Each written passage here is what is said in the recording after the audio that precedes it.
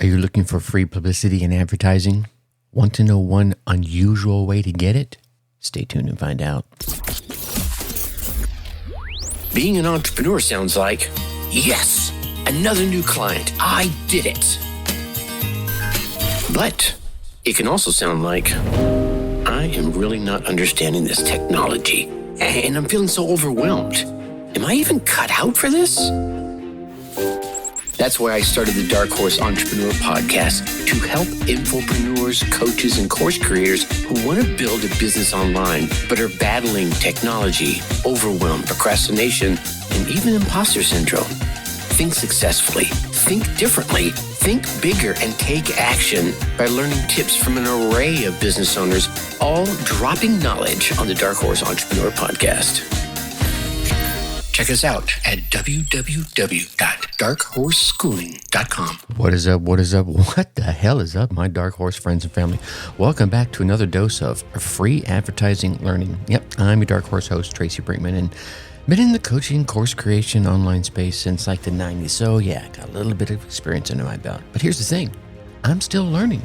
And that's why I'm here. I'm here to share with you what I have learned and what I am still learning about course creation, coaching, entrepreneurship, infopreneurship. Which begs the question, who are you? And to me, my friend, that answer is infinitely more important. You are a driven entrepreneur. More specifically, perhaps an infopreneur with or seeking a coaching and online course model in your business. Or you're hoping to have that very, very soon. Either way, you're here because you're ready to start, restart, kickstart, or just start leveling up with some great marketing, personal, or business tips and results. Very important to get those results in order to build that beautiful business of yours into the empire it absolutely deserves to be. And one of those ways of building that business is publicity and advertising.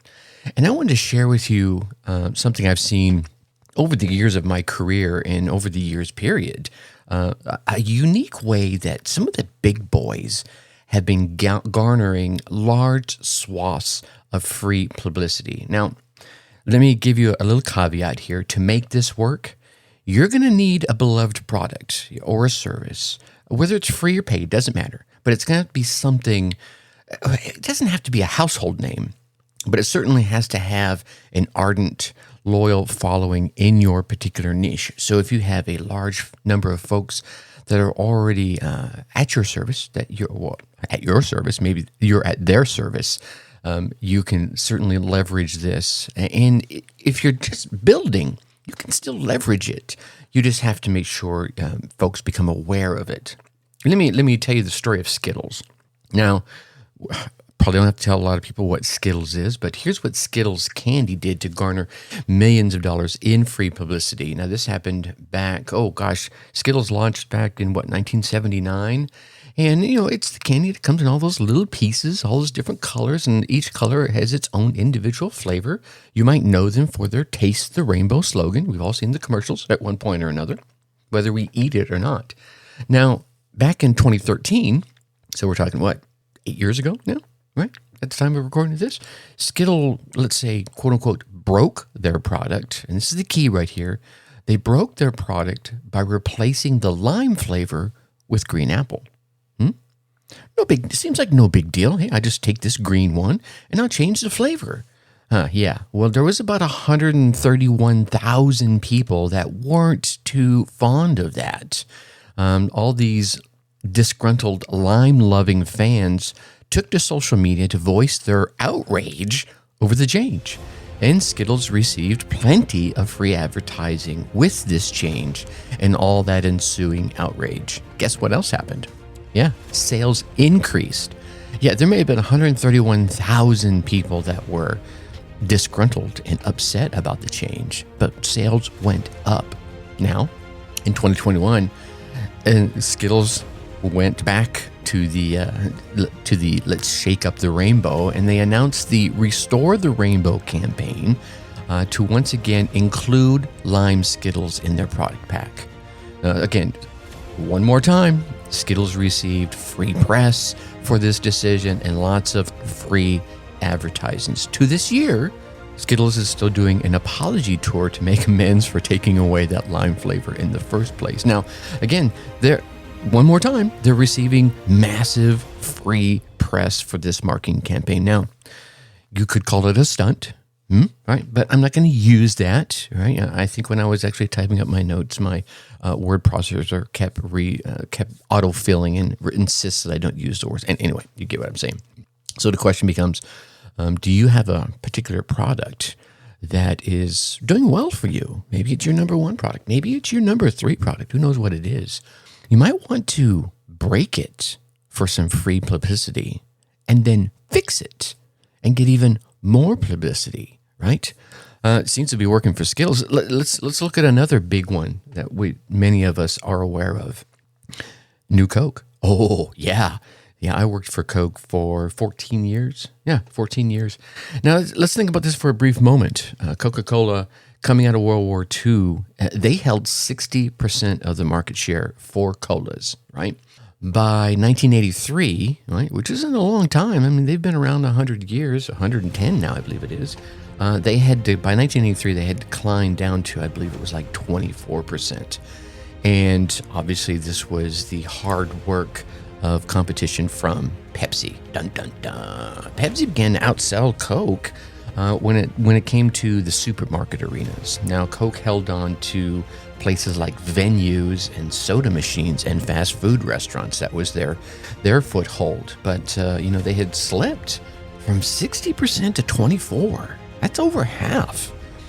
And so there are the pundits out there that say the new Coke introduction was really a way for them to get this free publicity.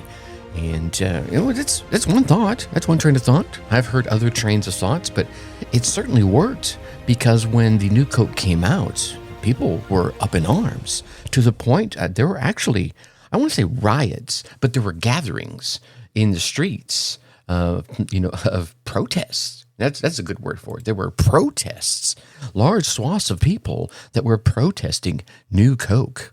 And within a short period of time, I believe it was just a couple of years, Coke Classic was reintroduced. And of course, all that free publicity happened one more time. People's belief in the product was reinstated and everyone was happy once again. And they've been holding on to that number 1 spot since then. If my memory serves correct, I may be off a little bit on what their current market share is versus Pepsi. But I know during that time, they regained a large swath of share and sales as a result of a maneuver of Coke Classic. So pause a minute.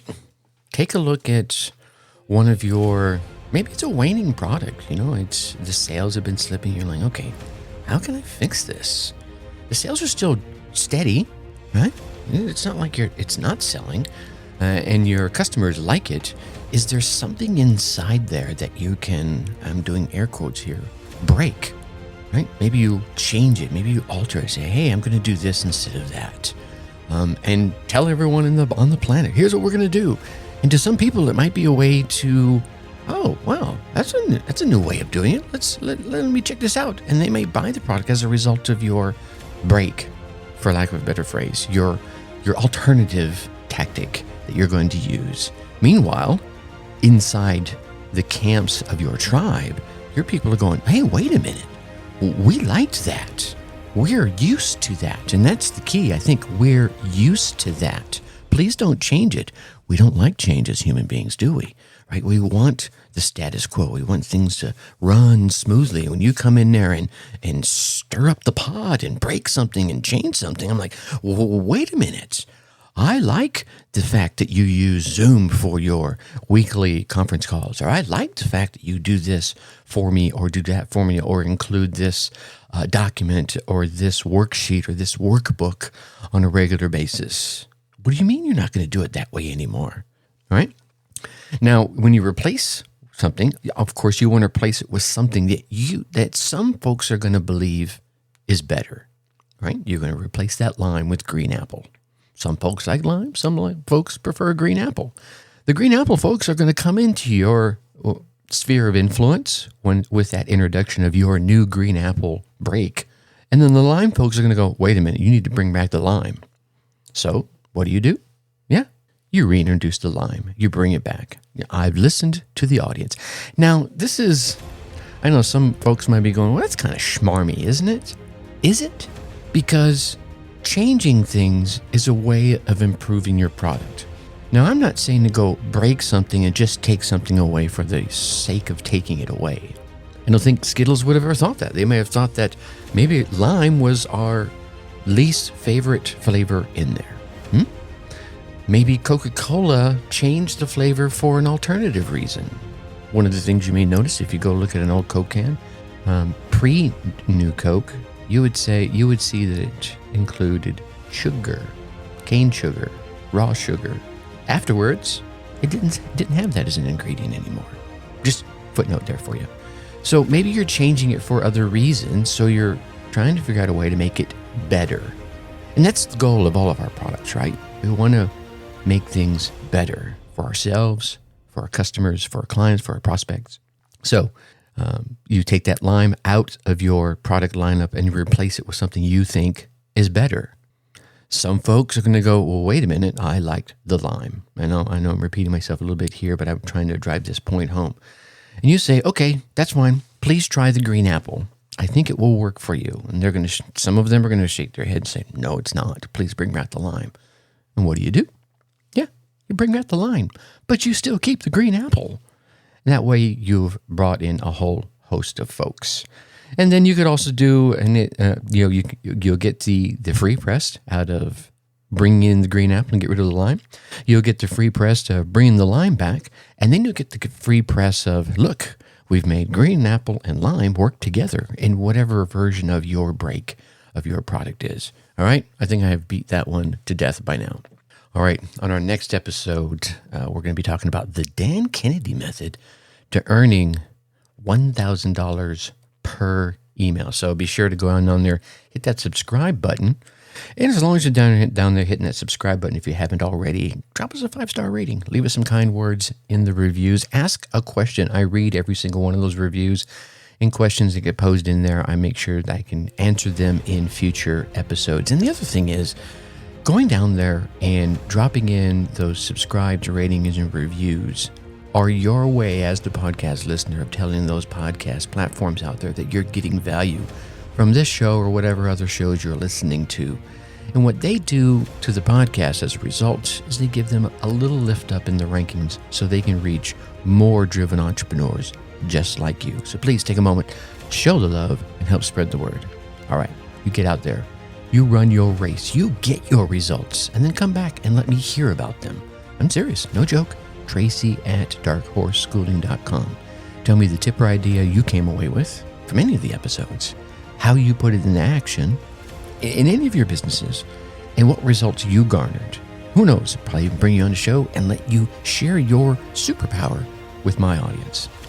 Until next time, think successfully and take action.